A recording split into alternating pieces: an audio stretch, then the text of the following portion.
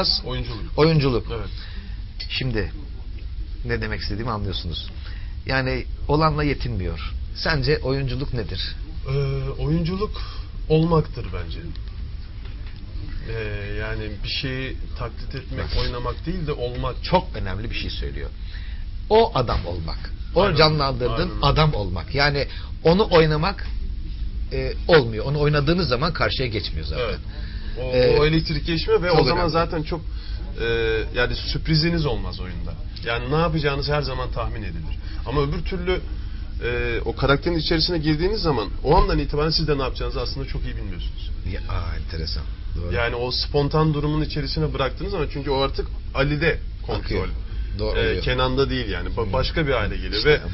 o an yeni bir şey, spontan bir şey geliştiği zaman Ali'nin refleksine göre ben orada bir şey yapıyorum. Ama onu işte düşünmeden yapıyorsun. Tabii düşünmeden işte yapıyorum. bütün mesele de o. Onu düşünüp de ben şimdi Ali'ye şöyle bir laf etmeliyim dediğin anda iş bitiyor. Aynen öyle. Filmde de zaten çoğu eğlendiğiniz sahnede hep spontan gelişen oyunlar üzerine oldu. Yani öncesinde planlanmamıştı. Senaryoda yoktu onların. Çok önemli. Peki Kenancığım, müzikle aran nasıl? Müzikle aram iyidir. Yani maalesef henüz bir icram yok ama iyi bir dinleyiciyim diyebilirim kendime. Seni müziğe ben biraz ittireceğim hafiften. Aslında öyle bir başlangıcımız olmuştu değil mi? Evet. Son pejden notalardan falan. Sen işin matematiğini bana anlatıp aslında matematikten girip bayağı bir ısındırmıştın beni. Tabii. Çok kolaydır aslında. Evet. Öyle formülize yani edince tamamen çok kolay matematiktir müzik tabii. Gerisi şu gönül ve hatta gitar pratiklerine de başlamıştım ben. Sonra kaldı yine. Tekrar ben onu sokacağım müziğe. Sizi bittikten sonra yaparız abi. İnşallah. Vallahi süper olur. Peki. Sen bu parmaktan da iyi çalarsın demiştim ona. Çünkü baksana uzun. Bu parmaklarla kimsenin basamadığı akorları basabilirsin. Ayrıca piyanoda da böyle geniş uzanır her yere. Bu arada şöyle fiziğe bakıyorum da Allah maşallah vermiş. Boyda, posta, endamda. Peki bu fiziği nasıl koruyorsun? Spor yapıyorum. Bakıyorum. Soruyorum zaten. Evet, bakıyorum kendim ama Allah'tan metabolizmam da iyi. Yani sıkı yememe rağmen çok fazla kilo almıyorum. Sıkı yiyorsun. Yiyorum. Yani boğazıma düşkünümdür. Güzel, o zaman sporu da iyi yapıyorsun. İyi yapıyorum. Ama zaten sabahtan akşama kadar çalıştığın için biraz da ciddi bir kondisyon o istiyorum. filmi çevirirken de insan zayıflamıştır biraz yani. Yoksa kilo mu aldın? Yok, tam tersine ben özellikle o kavga sahnelerinin olduğu bölümde bir de Ağustos'ta çektik. Çok sıcaktı. İnanılmaz sıcaktı. Üzerimizde de 20 kW ışık var. Yani 200 tane 100 wattlık ampulün yandığını düşünün üzerinize. Bayağı bir sauna havası yaratıyordu. O dönem neredeyse 2 günde, 3 günde 3 kilo verdim.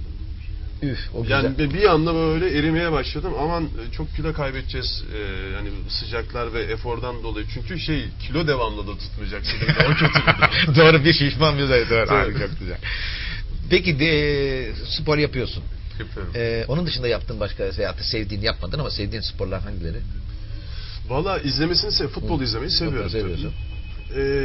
Ekstrem spor olarak bungee jumping yani bir türlü denk gelmedi. Benzerini yaptım ama yani bir 65 metrelik bir salıncaktan böyle boşluğa doğru bıraktık ama tam bungee jumping gibi değildi. O özellikle çok hoş bir şey. Çıkınca fena yani oldu.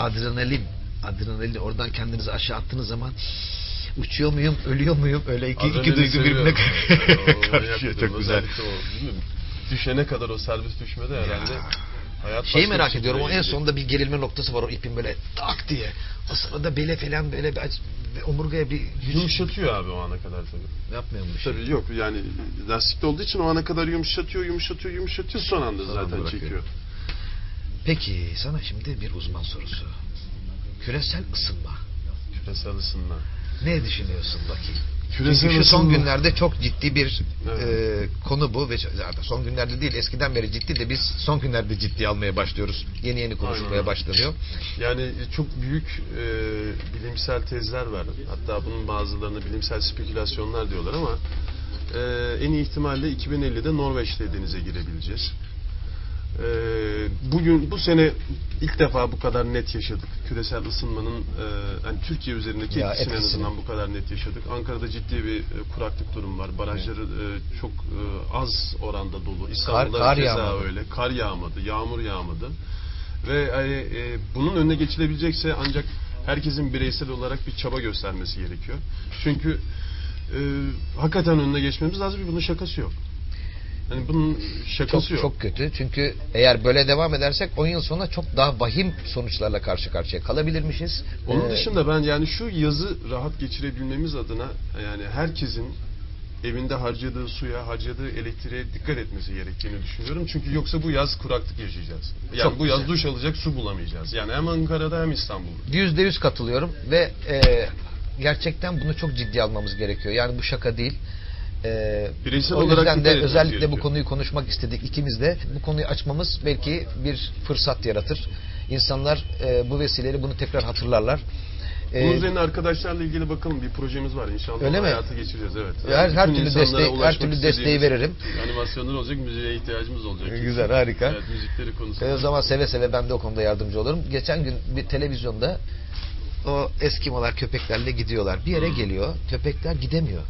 Ayakları batıyor. Evet. Neden diye sordular. Burada eskiden biz buradan rahat geçerdik. Bundan birkaç sene önce. Son birkaç senedir buradan böyle geçemiyoruz. Artık çünkü 2 derece ısınmış meğerse. O 2 derece karı eritmiş. Köpekler batıyor. Düşünebiliyor musun? Kutup ayıları, o hani çocukluğumuzdan beri sevdiğimiz o pamukçuk ayılar kış uykusuna yatamadıkları için, balıkları avlayamadıkları için, vücutlarında yağ oranı artık olmadığı için insanlara saldırmaya başlamışlar. İşte Doğanın dengesi bozuldu. bir şekilde denge bozulmaya başladı. Yani doğa cinnet geçirirse kimse önüne geçemez. Geçemez. 2 litrelik bir Su, şişe suyu. meşrubat Hı. pet şişesinin enerjisinden 2 litrelik onun boşu eğer onu geri verirsek, hani geri dönüşüm kutularına atarsak onun enerjisiyle 1 saat televizyon izleyebiliyorsunuz. Yani bütün bunları bakın şimdi neler, 75 milyon neler, bütün bunları uyguladığı zaman düşünsenize çok ciddi bir geri çok dönüşüm güzel. olacak. Evet, doğru. Sularımızı biraz daha kıstığımız zaman o zaman çok ciddi bir açık şey bırakıp olacak. elektrikleri gidiyoruz. Tabii. Yani bunlar hep hepimize zarar. Biz zarar veriyoruz, kendimize de zarar veriyoruz tabii otomatik. Aynen öyle. Neyse bugünlük dersimiz bu kadar yeter. Ama bunlar hakikaten şaka falan değil. Çok ciddi konular olduğu için değinmek istedik. Çocuklarımız tabii şimdi bana soruyorlar evlilik falan. Çocuklarımız yani onlara ne dünya bırakıyoruz? Düşünüyorum yani. Ya onlara ne dünya bırakıyoruz değil mi? Aynen öyle. Nasıl olacak? Yani Fakat artık daha beyin sonra ucu kim bilir nelere dayanıyor. Tabii 50 yıl sonra öyle bir dünya olacak ki o paraları harcayacak yer olmayacak yani. Hani parayı niye harcayasın yani? Ne olacak ki? Güneş yakıyor. Kutba mı gideceğiz? Kutupta da zaten ayılar var. Onlar da insanları kovalıyor. O yüzden herkesin hakikaten bu konuda dikkatli olması gerektiğini düşünüyorum. Aslan Lütfen Kemal'cim. suyumuza, elektriğimize dikkat edelim. Evet. Sohbetimizin sonuna geldik ama programımız devam ediyor. Kenancığım sana çok teşekkür ediyorum bugünkü programa katıldığın için. Ben teşekkür ederim. Seninle beraber müthiş keyifliydi. Eski iki arkadaş hoş bir sohbet yaptık. Müthiş keyifliydi.